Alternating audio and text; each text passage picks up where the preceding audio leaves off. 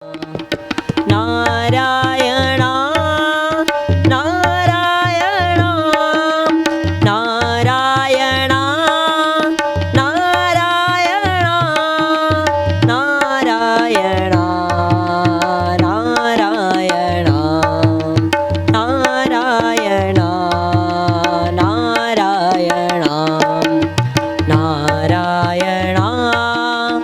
नारायण नारायण नारायण नारायण जानकी वल्लभ नारायण जानकी वल्लभ नारायण हे माधव हे केशव हे माधव हे केशव हे माधव हे केशव हे माधव हे केशव हे माधव हे केशव नारायण नारायण जानकी वल्लभ नारायण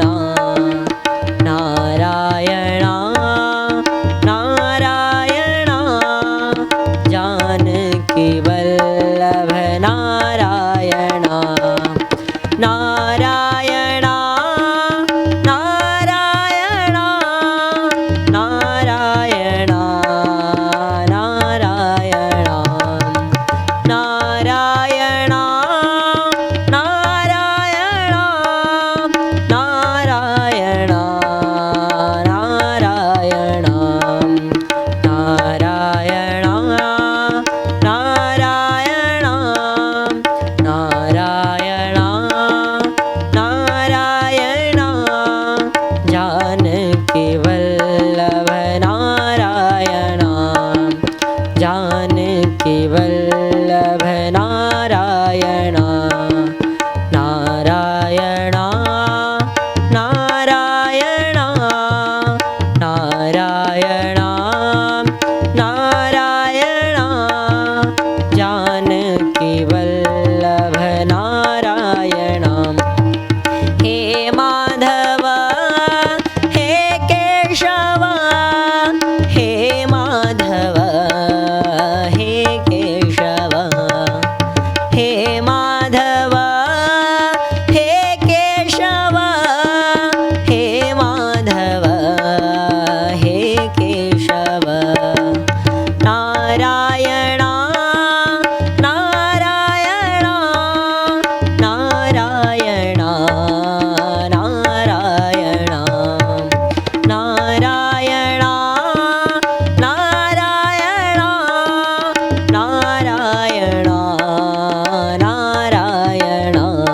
नारायण नारायण नारायण जानकी वल्लभ नारायण नारायण जानकी वल्लभ नारायण नारायण जानकी वल्लभ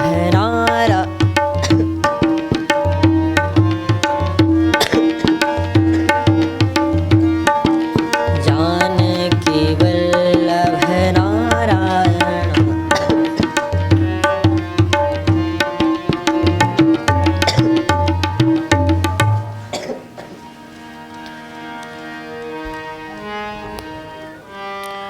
सर्वे भवन्तु सुखिनः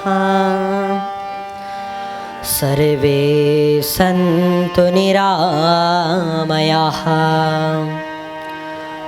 सर्वे भद्राणि पश्यन्तु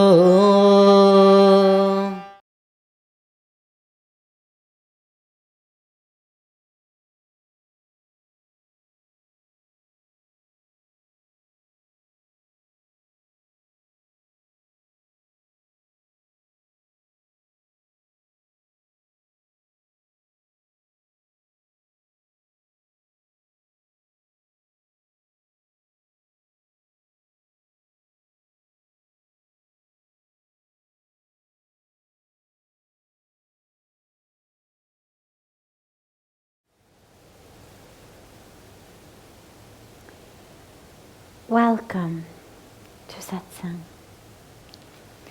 We'll start as always with a question that's come to us in advance, and then open it up to any questions that anyone here may have.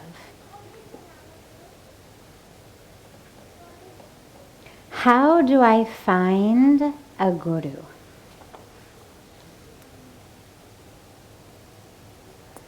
So first of all, before we talk about how do I find a guru, we should talk about why might I want to find a guru? What is the point?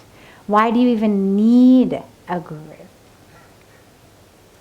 So in the West, the concept of a guru in the West is something very, very difficult for a lot of people from the West to really digest, because we are born and raised with such a sense of individuality, of do-it-yourselfness, of it's all up to you, never surrender, never, just the whole culture is one of assertiveness. I remember actually being on an airplane with Pujya Swamiji maybe 21, 22 years ago in the beginning when I had first come. And we were in the United States on an airplane, and he was looking at the magazine that was in the pocket of the seat in front of him on the plane. And he was flipping through it, and there was an advertisement for an assertiveness training workshop. And he turned to me and he said, assertiveness training? He said, people actually pay money to learn how to get their own needs met, how to, stand up for what they want. I said, yeah, it's a big thing around here. And he said, that's so sad. He said, because what the world needs is not more assertiveness. What we need is more adaptiveness. And we'll come back to this, otherwise I'll get diverted onto that topic of assertiveness and adaptiveness. We'll come back to that in a moment. But he said, we don't need that. We need to be adaptive. Rather than focusing on just what I want, when I want, how I want it, get my needs met. Rather than that, we need to focus on how we can adapt. And I mentioned this when we're speaking about a guru, because in the West, that sense is so much, it's about me, it's up to me, it's all about what I'm getting, what's in it for me, where are my needs, and that's really what we are schooled in and indoctrinated in many, many ways. And so the idea of a guru is very, very difficult for a lot of people from the West, because it feels like the ultimate sort of failure of I've surrendered, and surrender is synonymous, again, tragically, in the West, it's synonymous with giving up. If we're playing soccer, and I know I'm losing, or football as you call it, and I know I'm losing, that I'm weak, and you keep making goals, I'm not making any goals, I'm not doing anything, I might surrender, meaning, okay, I give up, you win, stop humiliating me. And so in the West, we actually identify the concept of surrender as failure, as loss. Whereas in India, we understand that surrendering a football game because you're losing is a completely different concept. And the Sanskrit words are even different. It's just that in English, they're both translated as surrender. But it's a completely different concept than, in humility, I recognize how much I don't know. I recognize the darkness that I'm living in. And I recognize that through you, I will get light. And I don't want to live in darkness anymore. I don't want to be arrogant and assertive in my darkness. I want to be humble and bowed and connected to the divine in my light. There's a great saying in Hindi that Pujya Swamiji always says. He says, Jukta to wo hai. I'll give it in English in a minute, but it works much better in Hindi. It says, Jukta to wo hai, jisme jaan hoti hai. Akar to murde ka pachan hota hai. And what it means is the one who bends is the one who's actually still alive. That which is unbendable is what we call a corpse. Like when you become unbendable, it's because your body has, hit rigor mortis. You're dead. You're a corpse, body unbendable. The body that bends is the body that is alive and full of life. So the surrender, the bending of the ego is seen as the sign of life. And also the only way to bring in the light. So that's on a quick foundation of moving into the idea of surrender to a guru. Is I've done it my way. I've been rigid and I've become that corpse. I've been rigid, I've been assertive, I've been focused on me, mine, what I want, my way, my needs, my this, my that. I've thought it's all about me. And I feel like I've died. There's no more life left in me. Yeah, I may have gotten my way. I may have gotten my needs met. I may have gotten people to do what I want. But inside me, there actually isn't any happiness. There isn't any peace. There isn't any joy. I've gotten all the things that I thought I wanted from being assertive. But here I am joyless. And so I need another way. I've done that. I need something else. And so the guru, literally in Sanskrit, the word guru means the one who removes the darkness and brings the light. Now, again, going back to the Western concept for a moment, in the West, a lot of us move through the world with this belief that we are dark inside, that there's something in us that is just wrong. Whether it's wrong from birth, like who we are is wrong, or we've made so many bad choices that we are forever defiled. We are forever tainted. We are forever impure. We are forever not good enough. And so we think of that darkness as being who we are. But in the Indian spiritual tradition, it's really clear. The core of who you are is pure and light. Doesn't matter what you've done. Any number of mistakes you may have done. Doesn't matter. Core of who you are, pure, light, divine. But we've been shrouded in ignorance. And in that ignorance of who we are, we make mistakes. We commit sins. We act out of greed, out of lust, out of ego, out of arrogance, out of so many different things. And out of those actions, we get bitter fruits that we've been speaking about the last few nights with regard to karma. So the guru is the one who removes that darkness of ignorance and brings the light of truth. So it's not that the guru makes you pure. You're already pure. It's not that the guru turns your badness into rightness. You're already right. It's that the guru gives you the light to see your purity, to see your rightness, to see the truth of who you are, to see the path you're supposed to walk. And so that's the darkness to light that the Guru gives. And then, of course, coming back to the question, how do I find a Guru?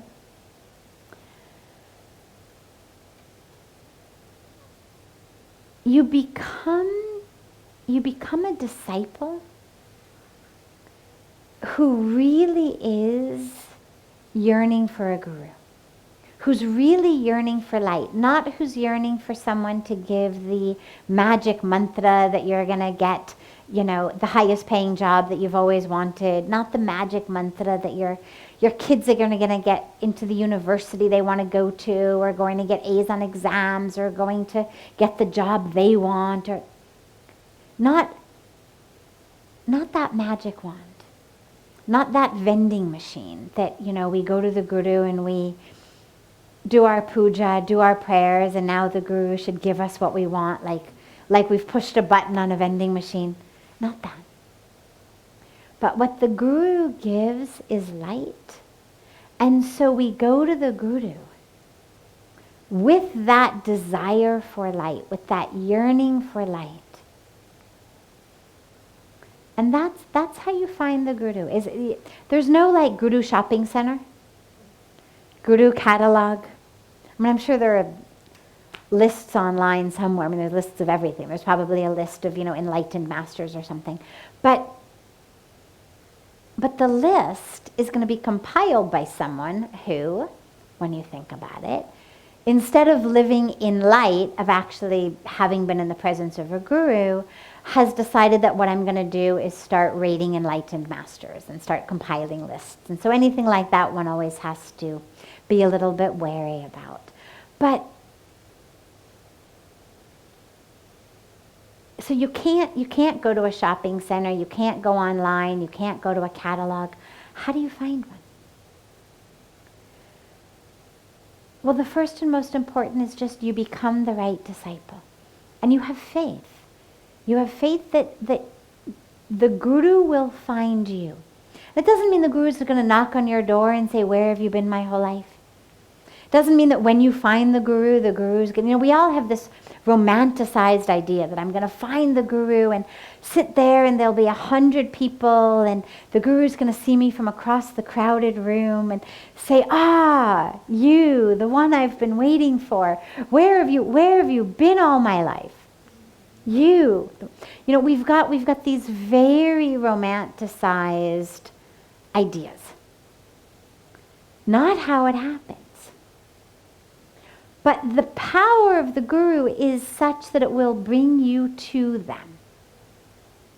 And you will find yourself in the presence of the Guru. And now it's up to you. Do you allow yourself to recognize it? Do you allow yourself to feel it? Or is the ego so threatened by the idea of a Guru that it can't let you accept that? And this is where it's so important to recognize the need to not let the ego drive your car, to not let the ego be in the driver's seat, be the one making the decisions.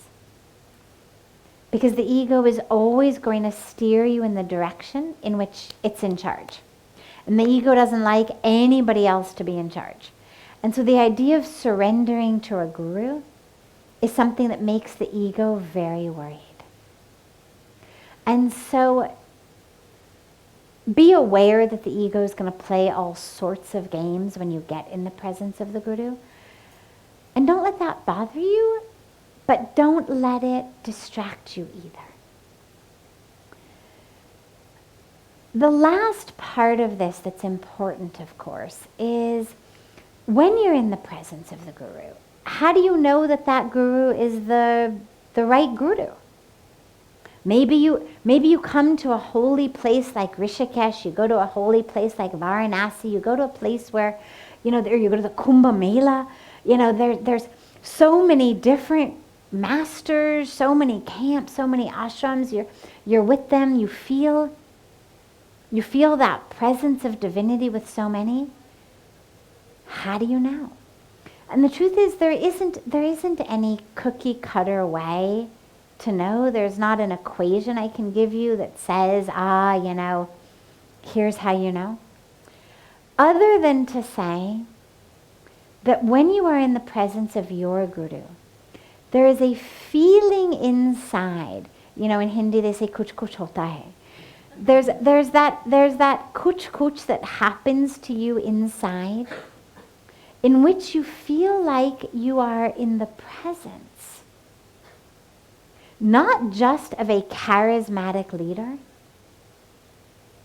And that's a really important thing to steer clear of. There's a lot of charismatic leaders who are not enlightened masters, who are not people who should be gurus, but because they are charismatic, and because charismatic people tend to attract followers, you may find them with lots of followers, but trust your own heart. Your own heart really knows when it's in the presence of someone who is bringing you light. But just make sure that it's your light the guru is showing you. Because when it's just a charismatic leader, what you find is that the guru is focusing all the light on themselves. And it becomes all about, look at me. Aren't I so great? It's the spotlight only on the guru. The light of the guru is one that shows you your light. So if in the presence of the guru you feel like you're standing in the presence of someone with a spotlight on them, that may not be the right guru, even though there may be a lot of light on them. What you're looking for is someone in whose presence you feel a spotlight on your own heart.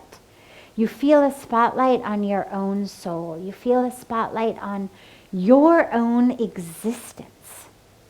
That suddenly you are light and you can see and you can experience your own light. And suddenly you don't feel shrouded in darkness. Suddenly you're able to understand, I made mistakes, but I'm still light. I went astray, but I'm still light. Maybe this happened or that happened or I had this trouble, but I'm still light. And that's the light that the guru gives. So when you find that you're in the presence of someone who makes your inner light glow, that in their presence you feel the light of yourself, that's probably your guru.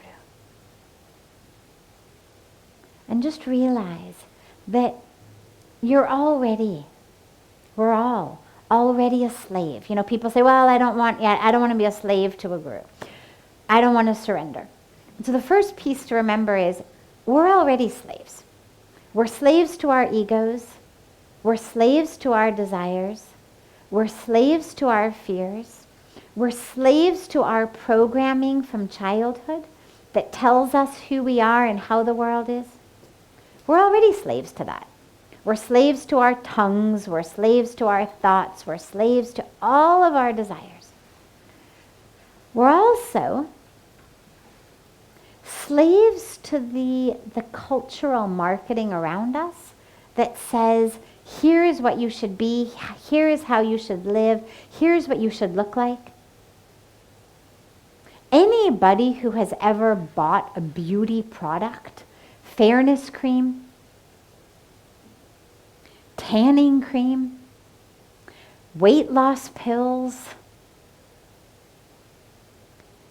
hair curlers, hair straighteners, anybody who's ever bought any of those things and anything else in between, we're already slaves. We're slaves to a culture that says you're not the right shade of skin, you're not the right weight, you're not the right height, you don't look the right way.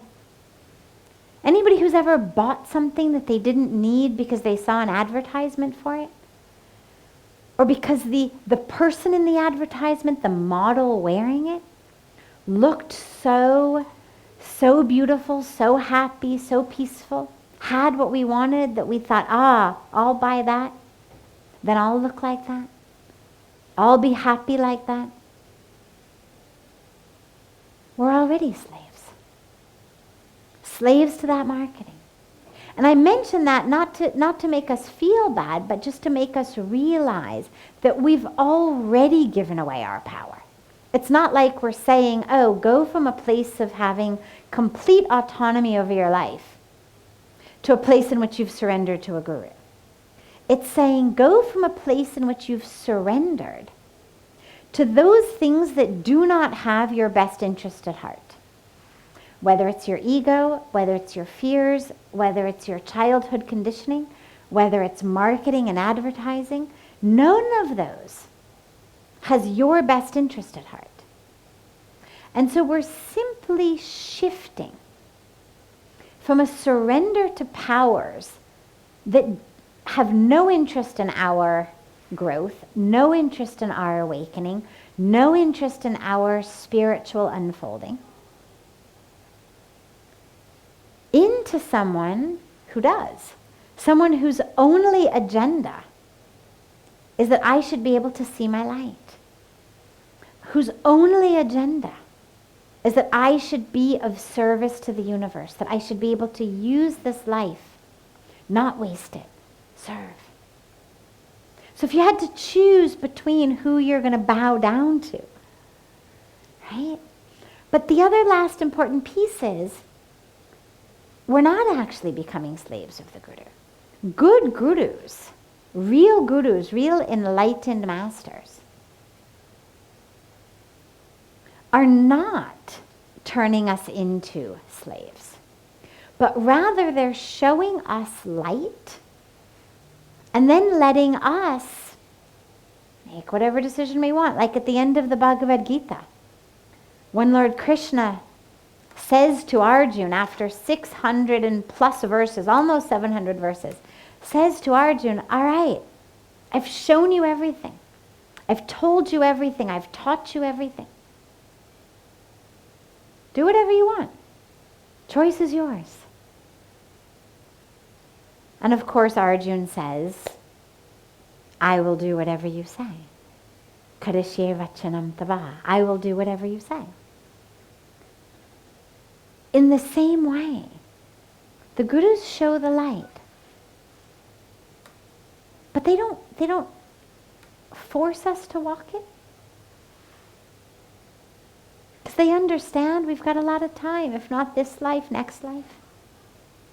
If not today, tomorrow. You know, they may certainly encourage us. Come on, this life, you're losing time, you know. But they understand, well, all right. If you don't get it this life, you'll get it next life. If not next life, the life after. If you're not in a rush, why should I be in a rush? So it's not actually about giving up your autonomy. It's about the difference between walking through the forest in the dark versus walking through the forest in the light. Once you can see the path, you still have a choice of whether you want to follow it or not.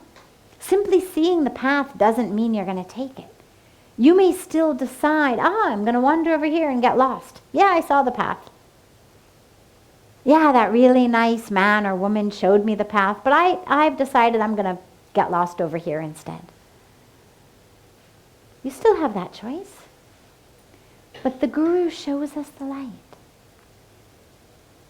And beautifully also removes that part of us that is attached and addicted to our darkness. And so what you find when you really do surrender to the guru is not only does the guru show you the light, but you find that you follow it. Because all of that within you that used to fight against light, that used to rebel against light, that used to be attached and addicted to being lost in the woods, because it was so much more dramatic, because it enabled you to act out all kinds of patterns that were there from early in this life or past lives. We're no longer attached to that. We're no longer attached to the drama. We're no longer attached to the stories and identities. And so we actually become able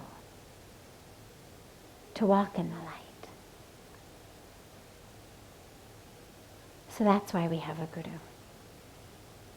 And have faith. If you really want one and you're really ready for one, the guru will draw you to him or her.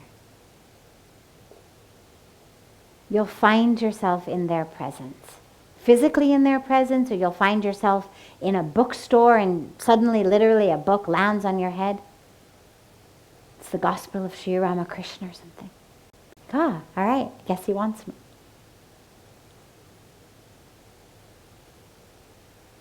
So just have faith. Become that good disciple and know that the guru is going to draw you there. So before taking any other questions that have come in advance, I'm happy to open it up to any questions that anyone here may have. Yeah. I will be excused for asking this question. That's okay, no problem. You said you should have faith in the guru. I did have faith in one guru, but as you know, in India, a lot of things have happened in the recent past. Yes. And the person whom I thought is leading me to life came under very heavy, fixes or Yes, of course. that we perform. Now, is there any signal that you get? I mean, that is precisely the question. I mean, how do I find the guru? How do I know this man is really leading me to life? Okay, great question. So, tragically, not everyone claiming to be an enlightened master, claiming to be a guru, is actually fully enlightened. And we do sometimes see, and tragically the media loves this stuff, as you can imagine. And so you may have in this country, I don't know how many, but my guess is there are thousands, if not tens of thousands, of religious leaders today who really are living the light. And out of those, in a period of 10 years, maybe 4, 5, 6 of them, and tragically, of course, it's always the famous ones, fall under a scandal. They give in to greed or lust or anger or something, and a scandal blows up. So first of all, what you have to realize is that even though it's tragic, and even though it should never happen, I mean, every single person who wears the clothes of a renunciant, who wears this color, should be someone who understands their responsibility to the Dharma. Because we, of course, we don't just represent our lineage. I mean, I don't just represent Parmarth Niketan.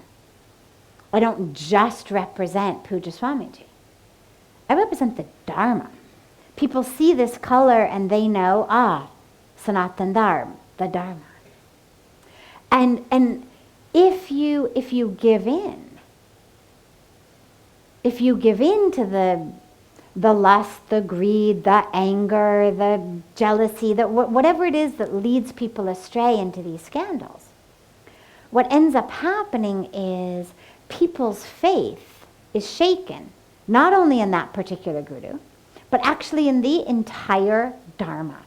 And so what you see really tragically whenever any of these scandals happen is that not only are the disciples of that particular master devastated, but everyone's devastated because they represent the Dharma. And so the first piece is, of course, it's absolutely essential, of course, for any leader. And by the way, this pertains not only to religious renunciants. It pertains to anyone who is a teacher of an aspect of Dharma. It pertains to yoga teachers. Pertains to meditation teachers. It pertains to Vedanta teachers. It pertains to anyone who people go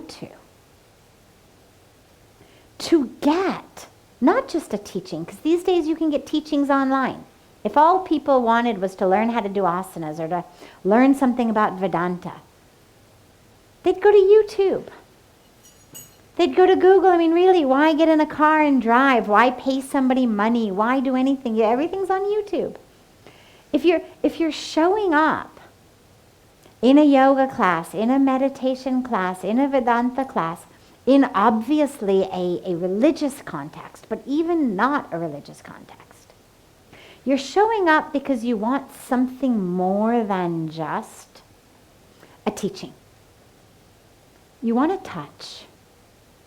And what that means is that the person sitting up there as the teacher of that has a responsibility to embody whatever they're teaching.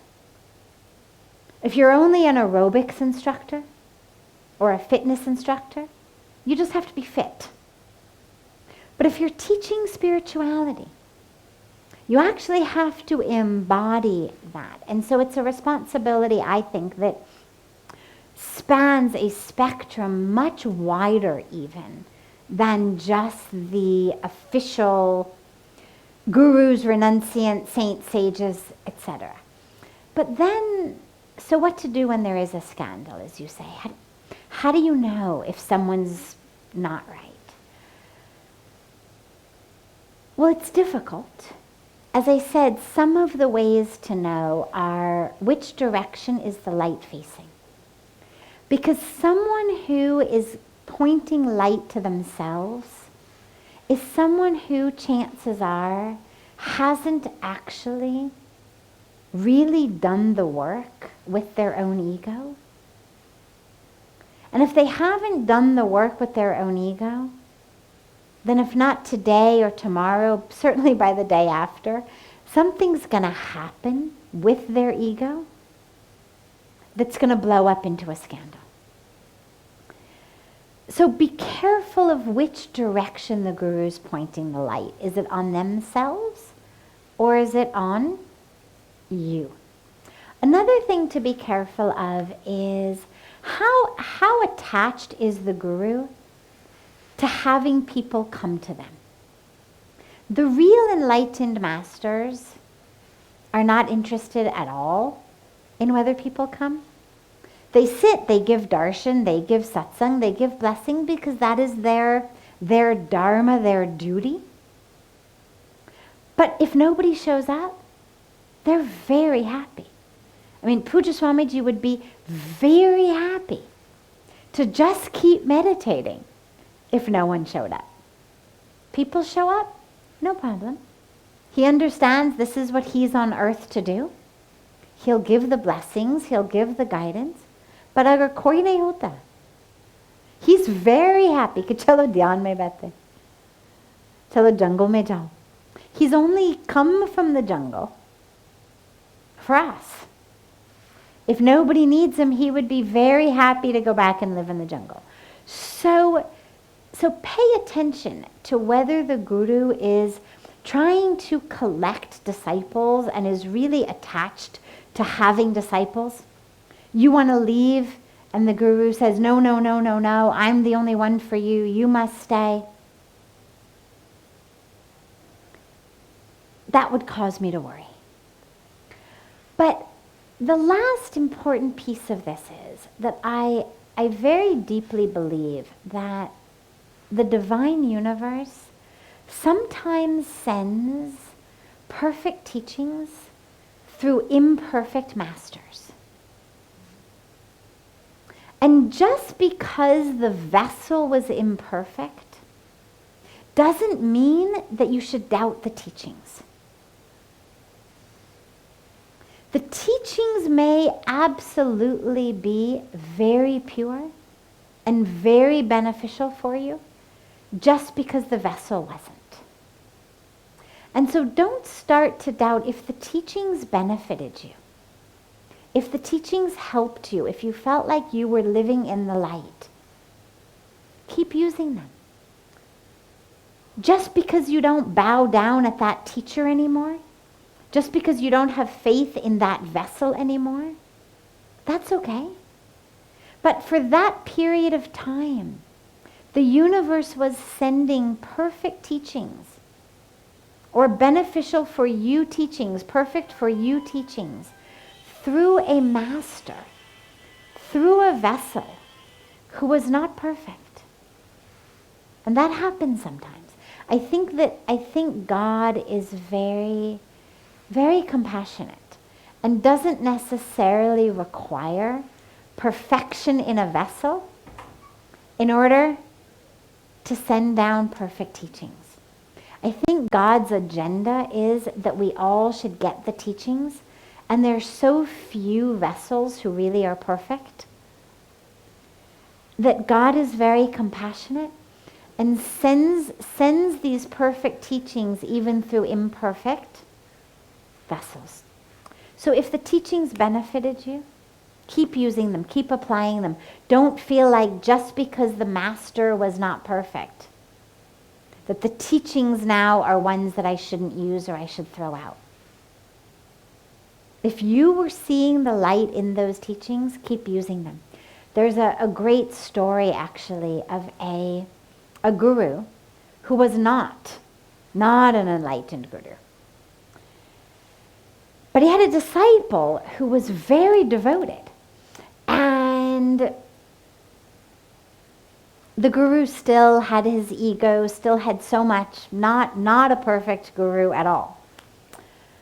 But this disciple was so devoted, and one day the disciple goes to the guru and says, I wanna walk on water. Give me the mantra. I know you can do it. You are so powerful. You are all powerful. Give me the mantra that will make me walk on water. Now the guru of course knows ki uska bas ka nahi hai. But how to tell his disciple? So he can't tell his disciple. He doesn't want that his disciple should find out ki I'm not enlightened and perfect. So he takes a leaf and he writes on the leaf something. And he gives it to his disciple. And he says to the disciple, I have written my own name in this leaf. You hold this leaf with my name, your guru's name, and you just keep chanting my name. And you will be able to walk on water. So my name is in your hands, my name is on your lips, and just go out there, you will be able to do it. So the disciple's very excited. He goes, comes back a few months later, and he bows at the Guru's feet. He says, oh my God, Gurudev, you are so powerful. You are everything. It worked. I could walk on water just taking your name. Chanting your name made me walk on water. So now the Guru starts to think, acha, shayad matlab, I am actually something.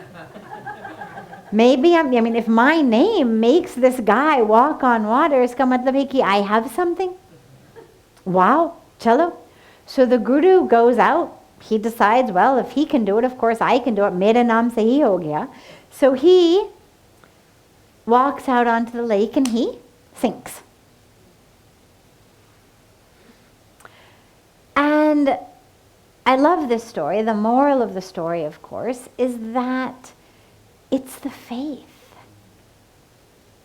What kept this guy afloat was not actually the name of his imperfect guru, but it was his perfect faith. His perfect faith. And so even though the Guru himself couldn't walk on water, the disciple could, because of his perfect faith. There's actually another story, I'll end with this, that the other story begins the same way. Disciple goes to the Guru. This time it doesn't say ki Guru was enlightened or not enlightened. Just says disciple goes to the Guru. And he also says, I want to walk on water. And this Guru says, okay, and he takes a leaf and he writes something. And he hands it to the disciple. And he says, in this leaf is the mantra, the power for walking on water. But whatever you do, don't open it. If you open it, all of its power will go away. So you have to keep it closed in your hand and go out and walk on the water. So the disciple, in his full faith for his Guru, he goes out, he holds this leaf, and he's walking. And he's walking across the lake. And he's so excited. He thinks, my God, my Guru really has this power. But then his curiosity gets the best of him. And he thinks, I need to know, what is this? What is this mantra? What is this power that it's keeping me afloat? And he opens the leaf, and as he opens it, he starts to sink. And just before he actually goes underwater, his eyes catch a glimpse of finally what's written in the leaf, which is faith. And so it's the power of the Guru, and it's the power of our faith. So if you are blessed enough to have a Guru who really is enlightened, and there are many, so don't despair. There are many. I've been blessed to find one. There are many. So if you are blessed enough to find one, in which you have the power of the enlightened perfect master and you have the power of your faith, nothing like it. But even if not, don't worry, because that power of your faith should be so strong that even in the face of an imperfect master, your faith should be enough to keep you afloat. So don't lose your faith in God just because the vessel was not perfect. Okay. Wonderful. Wonderful. Have a beautiful, beautiful rest of your evening, and we'll see you all tomorrow for a wonderful evening.